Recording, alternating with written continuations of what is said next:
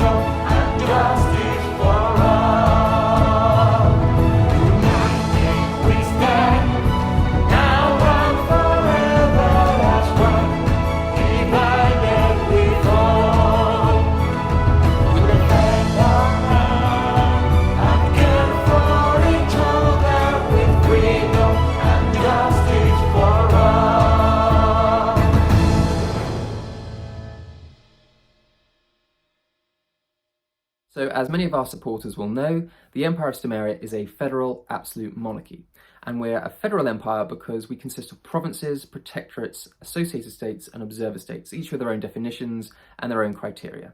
So, a province is land that's owned by the imperial family and that is governed by a member of the imperial family or the Stomarian nobility. A protectorate is land that's owned by the imperial family, but it is governed by the highest authority of another micronation. An associated state is land that is owned by the highest authority of another micronation, but that micronation has decided to associate itself with Stomaria's empire. They've decided to join us freely. And an observer state is a micronation that does not have any land to its name, it doesn't control or have any authority over any private freehold land itself, but it nevertheless wants to join Stomaria and become a part of that community, become a part of that trade network. So it doesn't form a part of our territorial empire, but then nevertheless recognised as a part of the wider Stomarian community and the wider Stomarian empire. And these particular types of territory and then the observer state, all of this is what makes up the Empire of Stomaria. We're not in a single location. We don't have like a main hub of operations.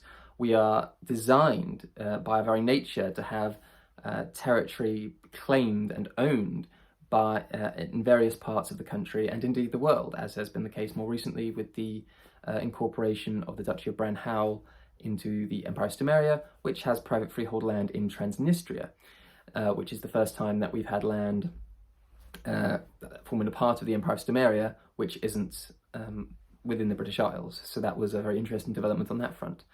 And I think the reason I wanted to make this video is because a lot of people look at Stomaria, look at our model, the way we do things, the way we try to approach things, and they question whether or not it's going to be something that's going to survive long term.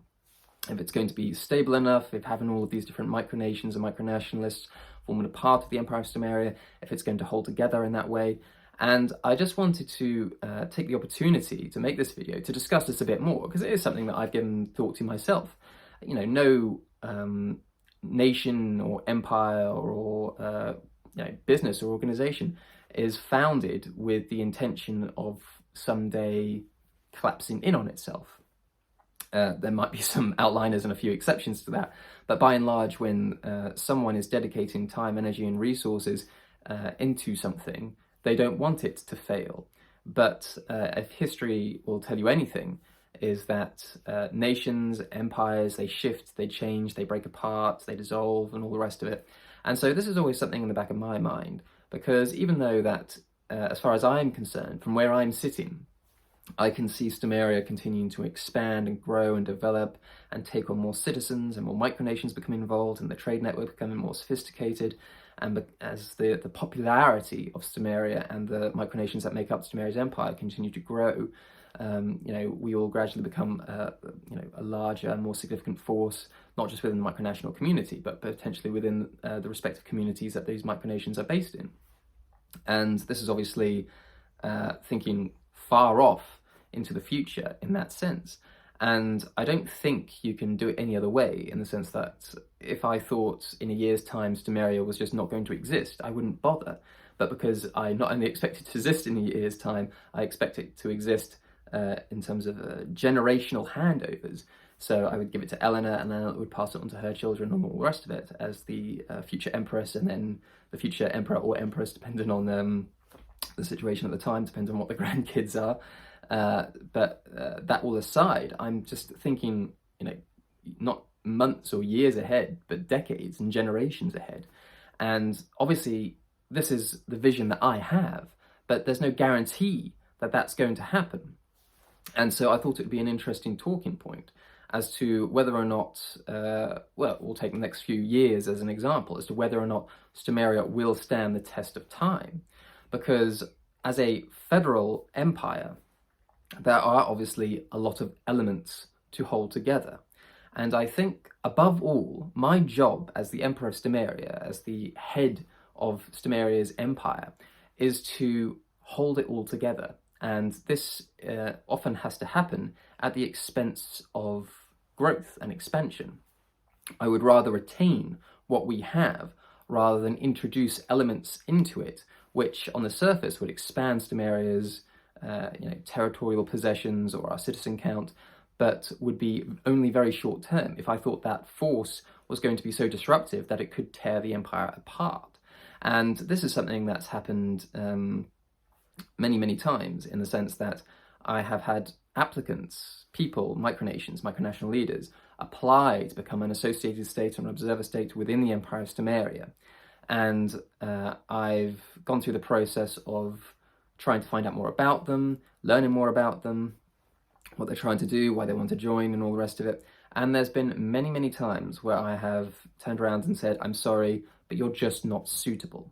And I don't think people fully appreciate just how many micronations I actually turn away from becoming a part of the Empire of Stomaria. Because while expansion, while growth is something that I want for Stomaria and I want for the community, I will not introduce elements that I think are going to break it apart. So if I think that the micronational leader, for instance, is particularly unstable, for lack of a better word, if I think they're going to bring Stomaria into disrepute, if I think they're going to butt heads with the existing member states of Stomaria, if I think there's going to be drama and beef sort of stirred up, if I included them within Stomaria's empire, I just won't introduce them into that community. Because, as I say, it's far more important to retain what we built over expansion. And this is not something that I think a lot of people fully understand. There are a lot of micronational organizations or micronations that kind of try to follow in the same suit that we do. But they're just open door policy. They are desperate to get anyone and everyone that will apply to become a part of the community, the organization that they're trying to build. And I think this is very problematic for the people setting this up, because it just opens the door to internal strife, internal division, and trying to keep that out, to gatekeep in that way, to make sure that your community is protected from the outside elements, is fundamental to being the head of a micronational empire like the Empire of Stomaria, or a micronational organization, or something to that effect. And to reiterate the importance of this, it is not just my job to keep people out that are going to disrupt the community, or the people I believe are going to disrupt the community, but it's also about keeping everyone within the community happy, to make sure they get along, to act as some kind of arbiter, I suppose, to some degree or another. In truth, I've not really had to do this with the Empire of Stomaria as it is. We have half a dozen micronations within the Empire of Stomaria, but I've never had to intervene, if you like, in some sort of dispute or anything of that nature, which is great, but that time eventually will come, and eventually we will have to get to a point where there is a disagreement, or there is something that's gone wrong, or there's a breakdown in the relationship between two of the micronations within the Empire of Stomaria, and that will have to be arbitrated, that will have to be looked into. And that's not something I'm particularly looking forward to, but I am confident that it will happen at some point, because I can't just expect perpetual growth, which is just constantly stable and constantly on the rise, because it's just not a realistic expectation. There will be bumps in the road. There will be micronations that decide that the Empire of Stomaria isn't for them. They will leave the Empire of Stomaria. There are micronations that will bring the Empire of Stomaria into disrepute, and I will have to kick them out, effectively. I'll have to remove them from the Empire. And there will be micronations that try to, again, stir up beef, try to cause drama and all the rest of it. Micronations that form a part of the Empire of Stomaria in the future might leave and then try their best to undermine us. These things will happen. I don't anticipate, as I say, a smooth, steady, continuous growth without any hindrance or problems. So the question becomes, what exactly can I do to prevent the splintering of the Empire of Stomaria, or to mitigate the splintering of the Empire of Stomaria? And the truth is, even as an absolute monarch, there is very little that I can do to prevent it, in the sense that the only real recourse that I have is to give a micronation an ultimatum. If they are engaging in an activity which I disapprove of, and is significant enough to warrant my attention, to issue what we would call an imperial edict, which, as I say, is just simply an ultimatum: do it this way or leave Stomaria. That is all I can do, because ultimately micronations are built on voluntarism and voluntary association. So micronations that form a part of the Empire of Stomaria have volunteered to become a part of Stomaria. They have freely joined Stomaria. And there is not any mechanism that I can use to force someone to do something that I want them to do. And this is particularly the case if what I am demanding of them is unreasonable. Now, generally speaking, all of the member states of the Empire of Stomaria are largely left to their own devices, as any one of them would tell you. We don't interfere in what you might call the domestic policy of each of these micronations. But one of the most fundamental things that the micronations that form a part of the Empire of Stomaria have to adhere to is a common foreign policy.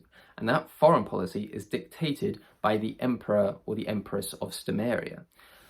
Now, this has a very real purpose to it, in the sense that the reason that we have a common foreign policy is because all of the micronations, even though they are micronations in their own right, they all form part of one entity, and that is the Empire of Stomaria.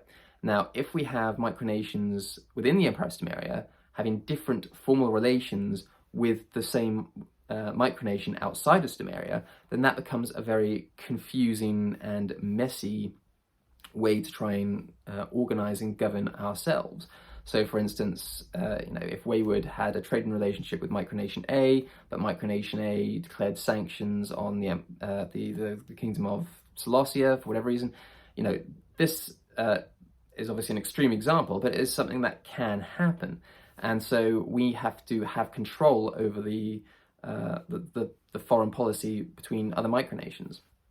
And that's just the way it has to be. So if a micronation within the Empire of Stomaria, either now or in the future, goes, I'm going to have a formal affiliation with this micronation without our knowledge, without our say-so, without our approval, then we will have to give them an ultimatum. Either break off those formal relations with that micronation, or you will be expelled from Stomaria. And that would be the extent of the power that I would have, the control I would have over that situation. Because if you try to negotiate or be diplomatic on that front, in the sense that you would allow that formal relation to slide, just to save face, just to keep things at peace, it sets a precedent, and you can't set precedents which you're not intending to keep.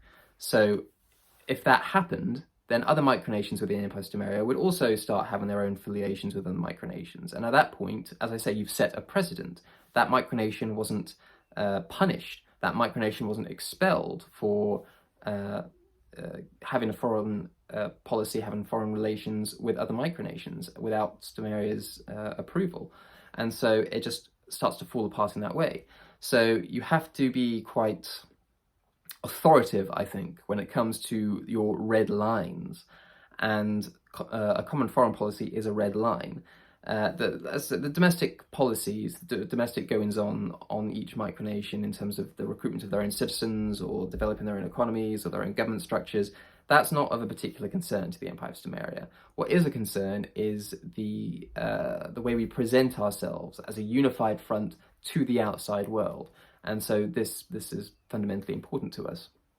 But as I say, in terms of Micronations, bringing the Empire of Stomaria as a whole into dispute, in terms of Micronations that are butting heads with other Micronations within the Empire of Stomaria, in terms of Micronations that are trying to cause some sort of drama or beef, or trying to throw their weight around in a way that's disrupting our community. As I say, the only thing I can do is issue an imperial edict, which is just an ultimatum. Straighten up, do it our way, or leave. And that's the extent of it. I can't use a threat of force, I can't use a threat of violence, I can't use blackmail or anything like that. It's just a case of do it our way or leave the community. And that's the only recourse I have in the most extreme situations. I don't have to, I certainly haven't had to do that in the past. I don't expect to have to do it many times in the future. But that is ultimately, if it came to it, the only thing I can realistically do. And with that as the only mechanism I can use to enforce my will within the Stomarian community, it does mean that splinterings will eventually happen, because you will get people that will just sort of stick a middle finger up at you and go, fine, I'm going to go and do my own thing. And they might have a chip on their shoulder, and they might try to disrupt or undermine Stomaria itself in some fashion going forward, which is what I was talking about earlier about Micronations that will just kind of leave Stomaria at some point for whatever reason. So these splinterings will happen whether or not I want them to or not. And the only recourse I have to try and hold everything together is to try to engage with the Micronations within the Empire of Stomaria to ensure that we're all on the same page. And this is why I have sort of gatekeeping policy, if you like. I don't allow just anyone to become a part of the Empire of Stomaria, because there's nothing worse in my eyes than Micronations joining the Empire of Stomaria, us announcing that they've joined Stomaria and making all this song and dance about this fact. And then, how many weeks or months or even years later we have to go, they've actually left Stomaria, or they've been expelled for Stomaria because they were just, they weren't working out, they weren't cooperating well enough with the other member states of the Stomarian community. They've been saying some things that we don't want to be associated with Stomaria or whatever else. There's nothing more off-putting, I think, to people from the outside looking in than an empire which is fragmenting, which is pulling itself apart at the seams. And so trying to mitigate that is very important. But as I say, the only real mechanism I have to keeping disruptive elements out once they're inside is to cut them loose. And so that sort of feeds into that narrative as well. So it's all very difficult from a micronational perspective in terms of an empire building project to hold it all together. And I think the only real way I can do that is just to try to be as diplomatic and as understanding as I can be when appropriate. But as I say, if any red lines are crossed, heads have to roll. Otherwise, it just sets a precedent for everyone else, and that will just lead to the entire dissolution of the Empire of Stomaria as it stands today. But with all of that said, I do think that Stomaria will stand the test of time, because we have no intention of going anywhere. Micronations will join Stomaria, Micronations will leave Stomaria, but ultimately we will continue to grow, we will continue to expand overall long into the future. So if you wanted to become a part of that community, if you wanted to join the Empire of Stomaria either as a private citizen or as an associated state or as an observer state or as a protectorate, then please feel free to do so through our Patreon campaign, the link of which I shall leave in the description below as always. But otherwise, if you did enjoy this video, please feel free to give it a like, subscribe to our YouTube channel, and we'll catch you in the next one.